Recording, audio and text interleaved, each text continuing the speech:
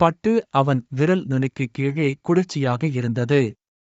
அது ஒரு ஆழமான, செழுமையான சிவப்பு, மாதுளை நிறம்.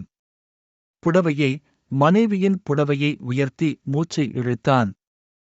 சந்தனம் மற்றும் மல்லிகையின் வாசனை, இப்போது மயக்கம், இன்னும் துணி மீது ஒட்டிக்கொண்டது. நினைவுகளின் அலை அவரை கழுவியது, இனிமையான மற்றும் கடுமையானது. அவள் முகம், மென்மையான சிரிப்பு, அவள் புடவையை உடுத்தும் விதம், அவளின் ஒவ்வொரு அசைவும் அவன் நினைவில் பதிந்திருப்பதை அவன் பார்த்தான். அவர்கள் ஒன்றாகக் கட்டிய வீட்டின் பழக்கமான வசதிகள் அவரைச் சூழ்ந்தன. சூரிய ஒளி ஜன்னல் வழியே பாய்ந்து, தேய்ந்திருந்த தரை பலகைகளை தட்டி எழுப்பியது. அவரது மகள் காய்ச்சிய ஏலக்காய் டீயின் வாசனை சமையலறையிலிருந்து வீசியது. அது ஒரு சிறிய வீடு, வாழ்நாள் முழுவதும் பகிரப்பட்ட தருணங்களால் நிரம்பியது. அவன் கண்களை மூடிக்கொண்டான், புடவை மார்பில் இறுகப் பற்றிக் கொண்டது. ஒரு கணம் அவள் இருப்பதை அவனால் உணர முடிந்தது. அவள் மறைந்து 5 வருடங்கள் ஆகியிருந்தன.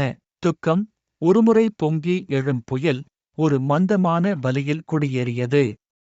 அவளுடைய சிரிப்பு, அவளுடைய ஞானம், தன் கவலைகளை தணிப்பது எப்படி என்று அவளுக்கு தெரிந்த விதத்தை அவன் தவறவிட்டான். அவள் இல்லாத வாழ்க்கை வெறுமையாக உணர்ந்தது, விடுபட்ட குறிப்புகளுடன் ஒரு மெல்லிசை. ஆனால் அவருக்கு ஒரு மகள் இருந்தாள், பராமரிக்க ஒரு வீடு. அவனால் சோகத்தில் மூழ்க முடியவில்லை. மறுமணம் செய்து கொள்ளும் அவரது முடிவு அனைவருக்கும் அதிர்ச்சியாக இருந்தது, எல்லாவற்றிற்கும் மேலாக அவரது மகள். அவள் தன் தாயை மிகவும் நேசித்தாள், அவளை எப்படி மாற்றுவது என்று அவனால் எப்படி நினைக்க முடியும் என்று புரியவில்லை. அவரது உடன்பிறந்தவர்களும் தங்கள் எதிர்ப்பை தெரிவித்தனர். அது மிக விரைவில் என்றார்கள். புதிய வாழ்க்கையைத் தொடங்க அவருக்கு வயதாகிவிட்டது. அவர் அவர்களின் கவலைகளை புரிந்து கொண்டார், ஆனால் அவர்களால் புரிந்து கொள்ள முடியாத தனிமையில் அவரது இதயம் வலித்தது. கிராமத்து மருத்துவச்சியான மாலாவை திருமணம் செய்ய அவர் தேர்வு செய்திருந்தார். அவர் ஒரு கனிவான, நடைமுறை பெண், ஒரு விதவை, அவர் போற்றும் ஒரு அமைதியான வலிமை. அவர்கள் பல ஆண்டுகளாக ஒருவரையொருவர் அறிந்திருக்கிறார்கள். அவர்களின் வாழ்க்கை பிறப்பு, நோய் மற்றும் இறப்பு மூலம் பின்னிப் பிணைந்துள்ளது. அவளுடைய இரக்கம், அவளுடைய வேலை மற்றும் சமூகத்தின் மீதான அவளது அர்ப்பணிப்பு ஆகியவற்றை அவன் நேரில் கண்டான். தனக்கும் தன் மகளுக்கும் அவள் ஆறுதலுக்கும் கவனிப்புக்கும் ஆதாரமாக இருப்பாள் என்று அவனுக்குத் தெரியும். அவரது மகள் திருமணம் முடிந்து பல வாரங்களாக அவருடன் பேச மறுத்துவிட்டார். அவள் ஒரு பேய் போல வீட்டிற்குள் நகர்ந்தாள், அவள் கண்கள் சிவந்தன, அவளுடைய மௌனம் ஒரு கனமாக இருந்தது. அவளுடைய கோபம், வருத்தம் அவனுக்கு புரிந்தது. அவர்களுக்கிடையில் திறக்கப்பட்ட இடைவெளியை குறைக்க அவர் ஏங்கினார், ஆனால் வார்த்தைகள் அவரை தவறவிட்டன. காலம், மிகப்பெரிய குணப்படுத்துபவர், உடைந்த பிணைப்பை சரிசெய்யும் என்று அவர் நம்பினார். ஒரு நாள் மாலை, அவரது பழைய நண்பர் அசோக் பார்க்க வந்தார். அவர்கள் வராண்டாவில் அமர்ந்து, சூரியன் அடிவானத்திற்கு கீழே மூழ்கியதால் தேநீர் பருகினார்கள்.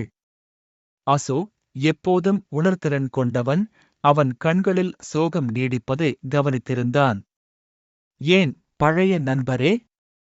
என்று அவர் கேட்டார், அவரது குரல் மென்மையானது. ஏன் மறுமணம் செய்து கொண்டாய்? இது உண்மையிலேயே அவசியமா? அவர் ஒரு ஆழமான மூச்சு எடுத்தார், அவர் அடக்கி வைத்திருந்த வார்த்தைகள் வெளியே விழுந்தன. தனிமை ஒரு பெரிய சுமை, அசோ, அவர் ஒப்புக்கொண்டார். நான் வயதாகும்போது என்னை யார் கவனிப்பார்கள்? நான் போய்விட்டால் என் மகளை யார் கவனிப்பார்கள்? அவர் ஒரு சுமையாக மாறிவிடுவார் என்ற பயத்தைப் பற்றி, வயதான காலத்தில் மனைவியின் ஆதரவின் கலாச்சார எதிர்பார்ப்பைப் பற்றி பேசினார். அவர்களின் கலாச்சாரத்தில் திருமணம் என்பது காதல் மட்டுமல்ல என்று அவர் விளக்கினார். இது தோழமை, பரஸ்பர ஆதரவு, வாழ்க்கையின் மகிழ்ச்சி மற்றும் துக்கங்களில் 2 ஆன்மாக்கள் ஒன்றாக பயணிப்பது பற்றியது. மாலாவிடம் அந்த தோழமையை அவன் கண்டான், அவனது இதயத்தின் தாளத்தை புரிந்து கொண்ட ஒரு பெண், மறைந்த மனைவியை மாற்ற முயற்சிக்கவில்லை, ஆனால் அவளுடைய சொந்த அமைதியான வலிமையை வழங்கினாள். அசோ பொறுமையாக கேட்டான், புரியும்படி தலையசைத்தான். பாரம்பரியத்தின் கனம், குடும்பத்தின் முக்கியத்துவத்தை அவர் அறிந்திருந்தார். இறுதியாக அவர் பேசும்போது அவரது குரலில் அரவணைப்பு நிறைந்திருந்தது. பழைய நண்பரே, உங்கள் விருப்பத்தை நீங்கள் செய்துள்ளீர்கள், அது நல்லது, என்றார். மாலா நல்ல பெண்மணி. அவ்வளவு நேர்மையாக பேசப்பட்டு அவரது வார்த்தைகள் அவனைப் பற்றிக் கொண்டிருந்த கவலையை தணித்தது. மெதுவாக, தற்காலிகமாக அவரது குடும்பம் குணமடையத் தொடங்கியது. அவரது மகள் மீண்டும் அவருடன் பேசத் தொடங்கினார். முதலில் சிறிய, சுருக்கப்பட்ட வாக்கியங்கள், பின்னர் நீண்ட உரையாடல்கள் தயக்கமான சிரிப்பால் நிறைந்தன. மாலாவின் கருணையை, உண்மையான அக்கறையை அவள் பார்க்க ஆரம்பித்தாள். மாலா தன் சொந்த மகளின் அன்புடனும் பொறுமையுடனும் அவளை நடத்தினாள். நிச்சயமாக, வாழ்க்கை ஒரே மாதிரியாக இல்லை. இது ஒரு புதிய மெல்லிசை, சில நேரங்களில் கசப்பானது, ஆனால் அதன் தனித்துவமான இணக்கத்துடன் இருந்தது. அவர் குடும்பத்தின் ஆறுதலால், அன்பால் சூழப்பட்டார். தன் மனைவியும் மகளும் ஒன்றாகச் சிரிப்பதையும், நாளுக்கு நாள் அவர்களது பந்தம் வலுப்பெறுவதையும் பார்த்தபோது, அவர் சரியான முடிவை எடுத்துள்ளார் என்பது அவருக்குத் தெரிந்தது. அவர் மகிழ்ச்சிக்கான இரண்டாவது வாய்ப்பைக் கண்டார். எதிர்காலத்தை தழுவிய போது கடந்த காலத்தை மதிக்கும் ஒரு காதல்.